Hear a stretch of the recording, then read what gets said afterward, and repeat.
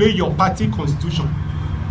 Is it when you are the president of Nigeria or when you are governor that you will not treat the constitution of Nigeria, the Electoral Act, and so on with impunity?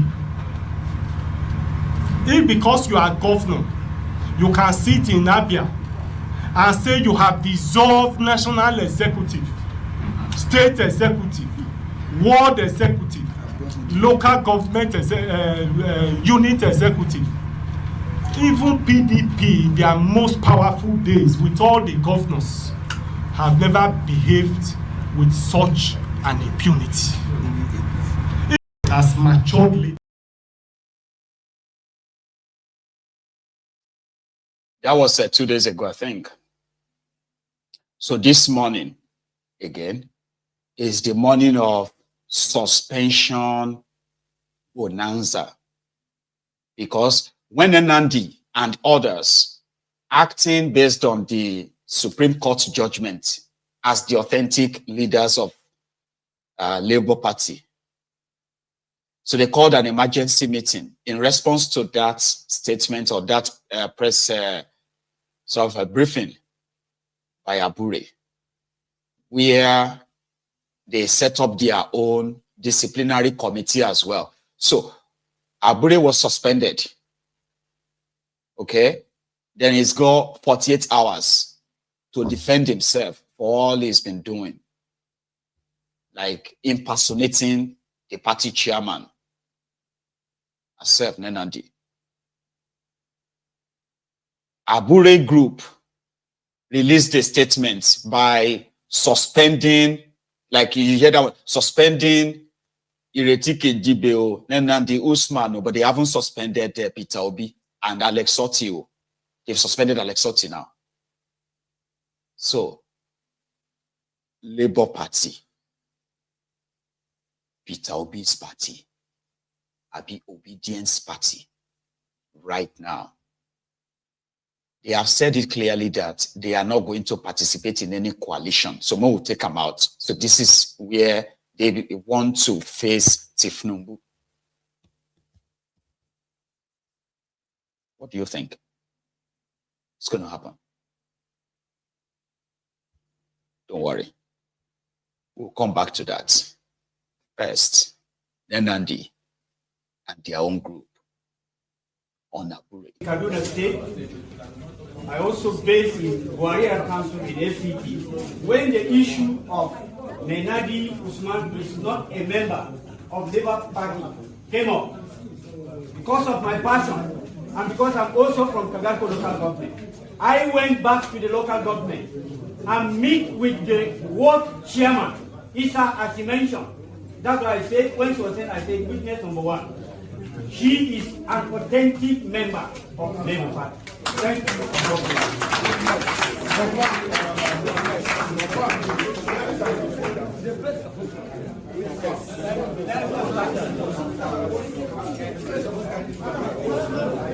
Article 19 of the Labour Party Constitution 1999 as amended, and in response to grave allegations bordering on corruption, financial misappropriation, and anti-party activities leveled against the erstwhile national chairman, Barrister Julius Abure, the leadership of the party hereby constitutes a disciplinary committee to thoroughly investigate the said matters and recommend appropriate disciplinary measures.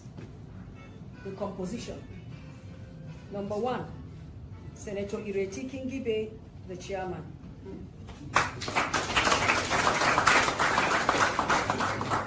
2, High Chief Peter Ame, secretary, member. Honorable Okejo Onuaka Lucy, member. Ibrahim Abdul Karim, member. Mrs. Maria Lebeke, who was a one-time acting chairman, national chairman of the Labour Party, is also a member. Terms of reference. The committee is of transparency, accountability, discipline, and internal democracy. As a party, our journey has been marked by both progress and challenges.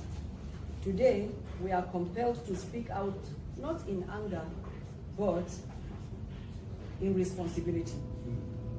We commend the Nigerian judiciary and welcome the recent Supreme Court judgment that removed Barrister Julius Abure as the national chairman of the Labour Party. We honor our dedicated members nationwide who have remained steadfast despite the turbulence. Yet, we must confront with courage and clarity the divisive actions and manipulative tactics of Barrister Abure and his associates. They are actions that threaten the unity, integrity, and public image of our party. In light of Mr. Abure's continued impersonation and misrepresentation of the office of the national chairman, the National Executive Council, NEC, in session, has reached a hard but necessary decision.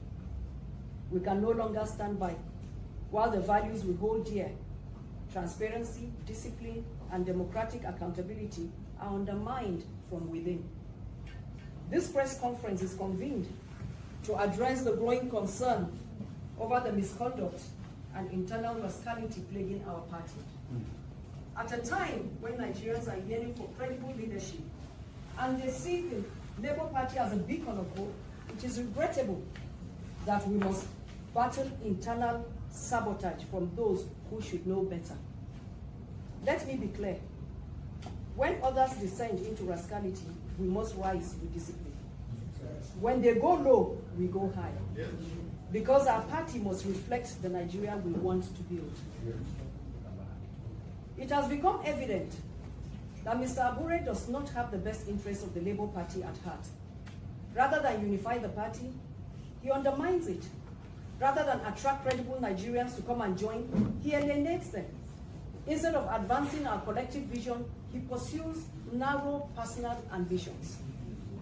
Most painfully, he targets those who have brought credibility and national visibility to our party. His Excellency Mr. Peter Obi and Governor Alex Otti. They represent the aspirations of a new Nigeria. Governor Otti stands out today as one of the most effective and respected governors in the country. These men have sacrificed not for personal gain, but to give the Labour Party and Nigeria a real shot at transformation. What they demand is simple: a party that is transparent, democratic, and accountable. Instead of embracing this vision, Mr. Abure chooses confrontation and chaos. We say today, this must stop. For the sake of the Labour Party, for the sake of democracy, and for the sake of Nigeria's future. After a careful and comprehensive review of the Supreme Court judgment delivered on Friday, April 4th, 2025, the National Executive Council, NEC, is deeply concerned by the subsequent actions of Barrister Julius Abure, particularly his continued impersonation of the esteemed office of the National Chairman of the Labour Party. These actions have not only violated the spirit and letter of the law, but have also brought the image and integrity of our great party into disrepute. In the exercise of its constitutional mandate and in strict accordance with the disciplinary provisions of the Labour Party Constitution 2019 as amended, the NEC in session hereby announces the commencement of disciplinary actions against Mr. Abure. These actions have started with the constitution of a special investigative committee to review the actions of Mr. Abure as it affects the image and integrity of the party. In line with due process and the party constitution, NEC gives Mr. Abure 48 hours notice to show why disciplinary actions should not be taken against him for his numerous acts of gross misconduct against the party. The formal notice of disciplinary action will be sent to the last known address of Mr. Julius Abure. Mr. Abure is hereby warned to desist from parading himself as the national chairman of the Labour Party or impersonating the office in any form. The apex court of the land has clearly and finally nullified his claim to leadership, and his tenure has long expired by the passage of time. His continuing acts of reckless denigration of party leadership and open war against the party is unwarranted. Rather than drag the image of the party further into disrepute, Mr. Abure is advised to deploy his time and attention to addressing the numerous allegations of corruption, forgery, perjury, and criminal conspiracies pending against him. The neck of the... She is right. The reason why some believe Abure is compromised is because there is evidence, or there are evidence of his corruption. In Edo State, he was accused, this was last year, when Labour Party was to choose their governorship candidates. So he was accused by his own fellow Labour Party leadership of collecting bribe from one of the aspirants, which also led to his arrest. I don't know if some of you remember, in February 2024 in Benin.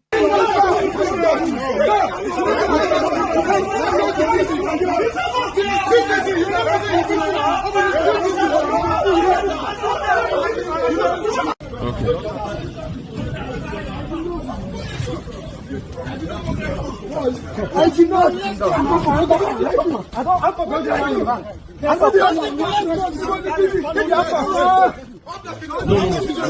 No, not be now.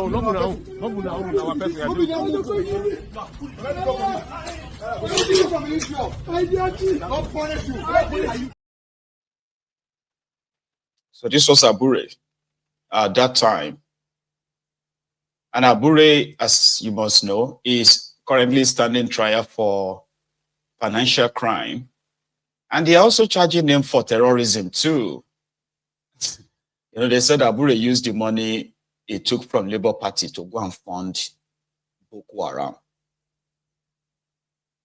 because he kept transferring money from the party account to this person's account, to his wife's account, back to himself, and all of this, like, it's everywhere. See, these guys, they are just like rats.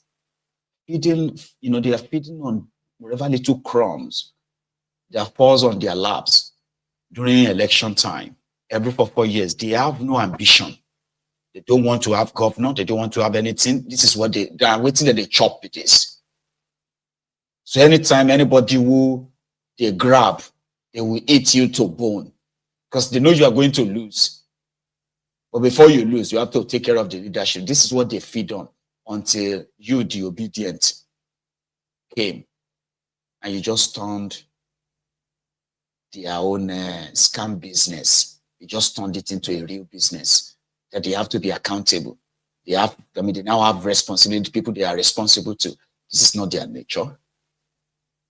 You know, an average obedient to say they don't give a damn about the Labour Party. Peter B is their own political party. But again, right, in reality, you need a political party. Just remember that, right? I'm going to leave Labour for now and quickly touch on the updates on Mazi Nnamdi Kanu's ongoing retrial. So this morning, making it day 2 of the renewed or retrial of the IPOB leader, indigenous people of Biafra's leader, Mazi Nnamdi Kanu. Now, I don't need to give you too much background anymore, right? But I can give you a bit of, summary of where they were yesterday. So yesterday they called a witness that, the prosecution team said received a particular letter from the Attorney General, which was Malamu, the Attorney General of Nigeria then under Bukwari. What was the content of the letter? So they had to adjourn till today so that the defense team would have a copy of that letter. And at the same time, it was also the period to present what they called their evidence. Baba, they presented audios audios of audios they could, that means audios they cut off from Mazi Nnamdi Kanu's broadcasts in the past with different titles, that they had to actually play the audio in court. And all these audios have now been kept in custody. They have now been kept as exhibits or evidence in their charm trial. So this evening, I'm going to take you through that in the next maybe 10, 15 minutes, possibly, while we also adjourn till tomorrow and see what happens tomorrow, right? So this morning, when Mazi arrived at the court,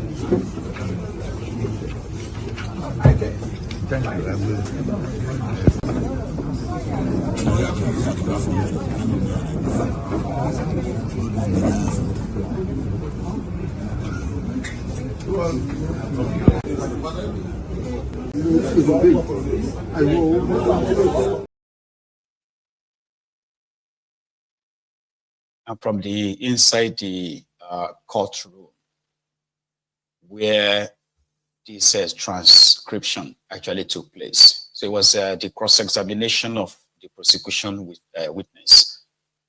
You can call him PW2, the second one, I believe, or BBB. So that's what the defendant team called that witness, PW2. Right. So the witness was called in behind the enclosed dock that's just behind the screen. Right. So they said a letter from the former Attorney General of Nigeria, Malamu, has been shown to the witness, which he confirmed as a certified true copy. Subsequently, the letter thereby has been admitted as an exhibit by the judge. So the content of the letter probably will be revealed later, all right? But it's not part of this transcription, okay? So the witness, I think this is where we're going to get to see the content of the letter, by the way. So yeah, reading the former Attorney General's letter to the DSS to arrest Mazi Nnamdi Kanu. The letter includes accusations of incitement. Mr. Kanu, in a related broadcast, asked IPOB hoodlums to lay the attack. This was the witness reading out the content of the supposed letter from Malamu to DSS. He is a DSS witness, by the way. So he said, in the letter, he said, Mr. Kanu, in a related broadcast, asked IPOB hoodlums to lay the attack on security personnel. Police stations were attacked, instigation of cybercrime, etc. So the prosecution then asked this witness that you obtained the defendant's recorded and written statements with a question mark. And the witness said, he was offered the statement but declined to sign it. Again, the witness stated that he himself signed the statement. And the prosecution requested that the witness read the statement of Mazi Nnamdi Kanu in this text.